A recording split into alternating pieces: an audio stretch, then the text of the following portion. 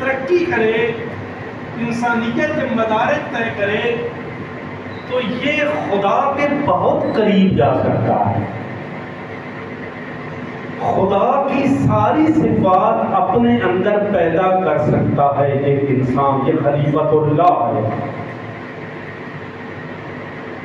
یہ انسان کامل اپنے اندر خدا کی صفات، لیکن اس شرط کے ساتھ کہ وہاں پر کمال ہی کمال ہے، اس کی جتنی بھی کامل ہو جائیں نقص ہوگا۔ کیوں؟ اس لیے کہ وہ تو سب سے اوپر والا مرتبہ ہے نا، اس سے نیچے یہی انسان ہے۔ یہ انسان ترقی کرتا کرتا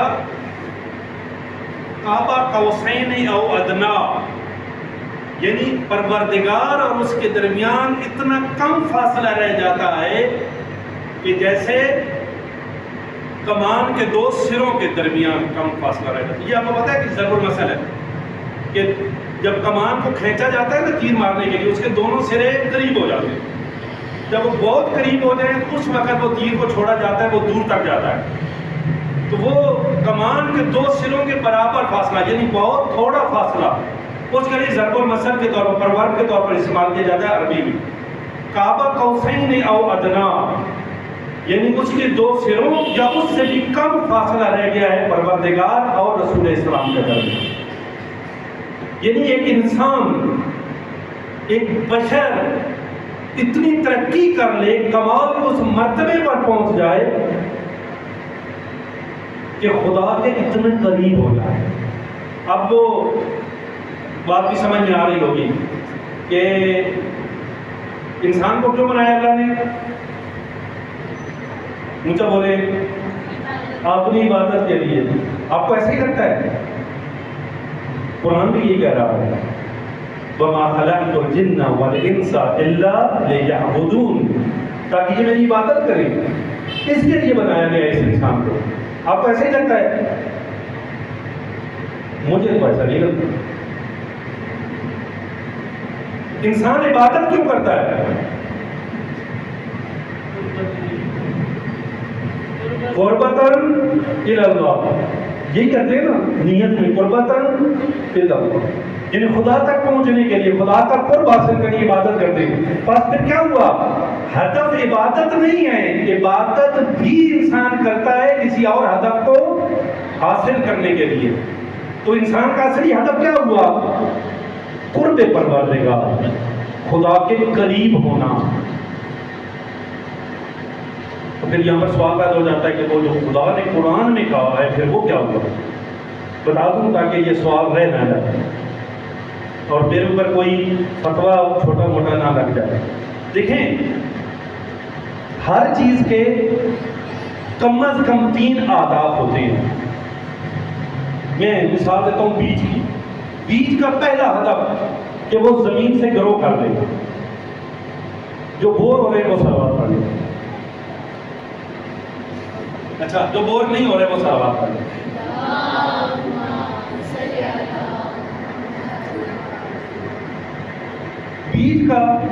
بیج اس کا ابتدائی ہدف یہ ہے کہ وہ زمین سے اگ، اگر وہ زمین سے اگ گیا، اس کا ایک ہدف انیشیل جو اس کا آبجیکٹو تھا وہ پورا ہو گیا۔ دوسرا ہدف کہ وہ ایک درخت بنے، یہ اس کا سینٹرل آبجیکٹو ہے، میانی ہدف ہے۔ اس کا آخری اور الٹیمیٹ گول کیا ہے کہ یہ پھل اور پھول دے۔ یہ کس کا؟ بیج کا۔ آج انسان کو بیج کے ساتھ ملا رہا بات۔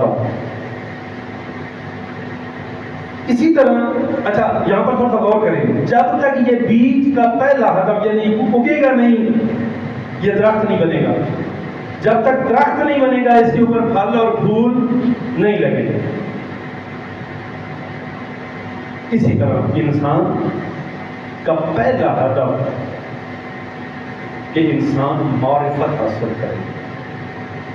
امام حسین علیہ السلام نے ارشاد فرمایا ہے کہ اللہ نے ہمیں پیدا کیا تاکہ ہم اس کو پہچانیں، پروردگار کی معرفت حاصل کریں۔ ٹھیک ہے. پھر کہا کہ اگر معرفت حاصل کر لیں گے تو لیعبدو ہو تو پھر ہم اس کی عبادت کریں گے. پہلا ہدف انسان کا معرفت حاصل کرنا، بنیادی انیشیل معرفت. کس کی معرفت؟ اپنی معرفت، اپنے پروردگار کی معرفت، علم حاصل کرنا پہلا ہدف ہے انسان کا. دوسرا ہدف، جس طرح وہ چھوٹا سا پودا درخت بنا تھا، اسی طرح یہ انسان جب معرفت حاصل کر لے گا تو پھر کیا کرے گا؟ کیوں معرفت حاصل کرے گا؟ لیعبدو ہو، تاکہ یہ پروردگار کی عبادت کرے. تیسرا ہدف، یہ عبادت کرے گا کیوں؟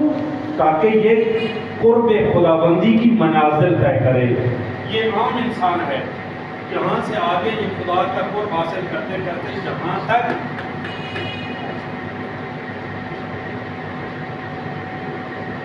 یہاں پر ایک بار پھر عرض کر دوں، جس طرح وہ بیج جب تک اگے نہیں پہلا ہدف حاصل نہیں ہوتا، اسی طرح جب تک یہ انسان اپنی عقل کو مضبوط نہ کرے یہ معرفت حاصل نہیں کر سکتا. جب تک معرفت حاصل نہ کرے اس وقت تک یہ عبادت نہیں کر سکتا. یہ جو معرفت کے بغیر عبادت ہوتی ہے نا، یہ ٹکریں ہوتی ہیں. ممکن اس کا فائدہ ہو لیکن حقیقت میں یہ عبادت نہیں ہوتی، یہ زوری زبردستی کی عبادت ہوتی ہے. ایسا ہی ہے، سردیوں میں صبح اٹھ کر وضو کر کے نماز عشاء پڑھنا بہت مشکل لگتا ہے. کیوں؟ اس لیے کہ اس کو جانتے نہیں ہیں وہ کتنا قریب ہے. اس کی اگر معرفت حاصل کر لی جائے تو پھر نیند نہیں آتی. معرفت کے بغیر عبادت نہیں ہوتی، اور جب تک عبادت نہ ہو اس وقت تک انسان قرب خداوندی حاصل نہیں کر سکتا. فَلْيَعْبُدُوا ہو، تم اس کی عبادت حد تک کرو. کب تک؟ حَتَّى يَأْتِيَكَ الْيَقِينُ، جہاں تک کہ یقین کی منزل پر فائز ہو جاؤ، یعنی قرب پروردگار حاصل کرتے. بس انسان کا ہدف کیا ہے؟ انسان کے قریب ہونا. عبادت کو کیوں کہا گیا ہے؟ یہ اصل میں انسان کا سینٹرل آبجیکٹو ہے، کیونکہ جب تک یہ عبادت نہیں کرے گا اس وقت تک یہ یقین کی منزل پر، قرب کی منزل کو حاصل نہیں کر سکے گا. اس لیے اہلیت کی خاطر اللہ نے اسی کو ہدف قرار دے دیا ہے کہ تم عبادت کر لو، قرب خود بخود حاصل ہو جائے. لیکن اصل میں انسان کس لیے پیدا کیا گیا ہے؟ عبادت کے لیے نہیں. اس کے لیے عبادت بھی کرتا ہے قرب خداوندی کے لیے. یہ انسان یہ اپنے مراتب کو بڑھاتا ہے. کہاں تک پہنچتا ہے؟ خدا کے قریب. یہ مراتب سے کیا مراد ہے؟ انسان اپنے اندر خدائی صفات پیدا کرتا جاتا ہے. خدا رحیم ہے، مجھے رحم دل ہونا چاہیے. خدا کریم ہے، مجھے صاحب کرم ہونا چاہیے. خدا علیم ہے، مجھے صاحب علم ہونا چاہیے. جیسے جیسے خدا کی یہ صفات میرے اندر آتی جائیں گی میں خدا کے قریب ہو جاتا ہوں. صفات خدا اپنے اندر پیدا کرنا. خلقو ہو یا خلقو بِأَخْلَاقِ اللَّهِ، تخلقوا بِأَخْلَاقِ اللَّهِ، اپنے آپ کو اللہ کے اخلاق سے مزین کرو. خدا والا اخلاق پیدا کر دو، یعنی خدا والی صفات اپنے اندر پیدا کر دو. صبغۃ اللہ، اللہ کے رنگ میں رنگ جاؤ، یعنی خدا کی صفات اپنے اندر پیدا کر دو. یہی وجہ ہے کہ رسول اکرم صلی اللہ علیہ وآلہ وسلم اور تمام ائمہ علیہ السلام لوگ جب دیکھتے تھے تو کہہ اٹھتے تھے اشہد ان لا الہ الا اللہ. ان کو دیکھ کر خدا یاد آ جاتا تھا. خدا کی گواہی دینا شروع کر دیتے تھے ان کے اخلاق کو، ان کی صفات کو.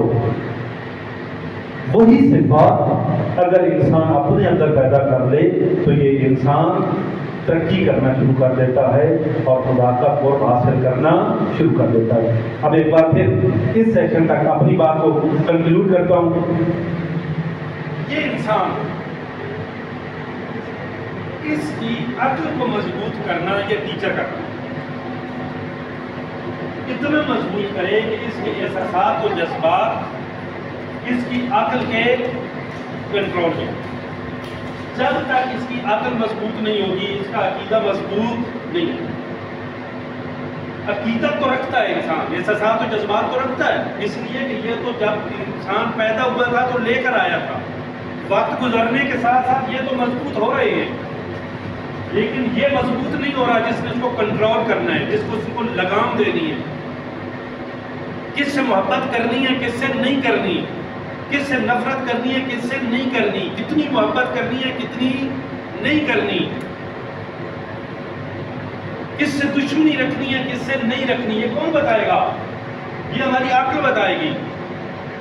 جب میزان طے کرنے والی چیز کمزور رہ جاتی ہے تو پھر انسان کے اندر حیوانیت بھڑک اٹھتی ہے، پھر انسان نہ دیکھتا ہے کہ کس سے محبت کرنی ہے، کس سے نہیں کرنی، کس کو دھوکہ دینا ہے، کس کو نہیں دینا، کس کے ساتھ کس اخلاق سے پیش آنا ہے، کہ کسی چیز کو نہیں دیکھتا، وہ حیوانیت کی بنیاد پر زندگی گزار رہا ہوتا ہے۔ آج اگر آپ اپنے معاشرے کے اوپر غور کریں تو آپ کو یہ نظر آئے گا کہ لوگ احساسات کی بنیاد پر زندگی گزار رہے ہیں، جذبات کی بنیاد پر زندگی گزار رہے ہیں، اس لیے کہ اساتذہ نے اپنا کردار ادا نہیں کیا، والدین نے اپنا کردار ادا نہیں کیا، بچے کو ایموشنل بنایا ہے، اس کو ریشنل نہیں بنایا ہے۔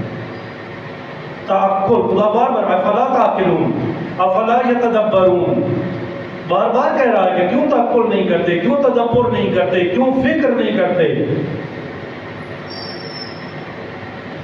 اور ہم نے اس انسان کو اس قابل بنایا ہی نہیں ہے، دوسرے لفظوں میں اس کو انسان بنایا ہی نہیں ہے، ہم نے اس کو حیوان ہی رہنے دیا ہے۔ انشاءاللہ اگلے سیشن میں 5 منٹ کے بعد آپ کی خدمت میں عرض کروں گا کہ کیسے ہم ایک بچے کو تعقل دے سکتے ہیں، تفکر دے سکتے ہیں، تدبر دے سکتے ہیں۔ پر محمد و محمد صلی اللہ علیہ وسلم